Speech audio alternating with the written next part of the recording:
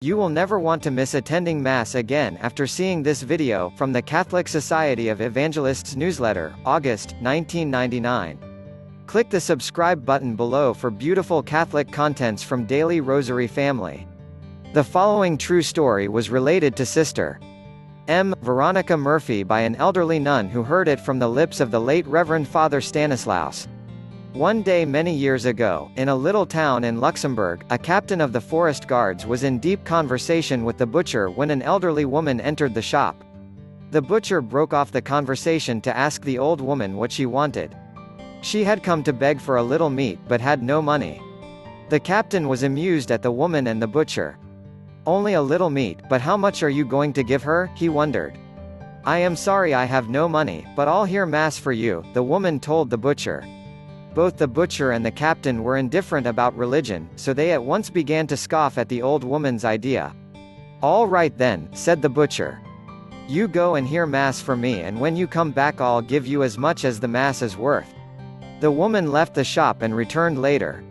She approached the counter and the butcher said, "All right then, we'll see." He took a slip of paper and wrote on it, "I heard a Mass for you." He placed the paper on the scales and a tiny bone on the other side, but nothing happened. Next he placed a piece of meat instead of the bone, but still the paper proved heavier. Both men were beginning to feel ashamed of their mockery but continued their game.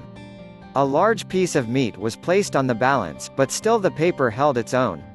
The butcher, exasperated, examined the scales but found they were all right. "What do you want, my good woman? Must I give you a whole leg of mutton?" At this he placed the leg of mutton on the balance, but the paper outweighed the meat. A larger piece of meat was put on, but again the weight remained on the side of the paper. This so impressed the butcher that he was converted and promised to give the woman her daily ration of meat. As for the captain, he left the shop a changed man and became an ardent lover of daily Mass. Two of his sons became priests, one a Jesuit and the other a priest of the Sacred Heart. Father Stanislaus finished the story by saying, "I am from the religious of the Sacred Heart and the captain was my father." From this incident the captain became a daily Mass attendant and his children were trained to follow his example. Later, when his sons became priests, he advised them to say Mass well every day and never miss the sacrifice of the Mass through any fault of their own.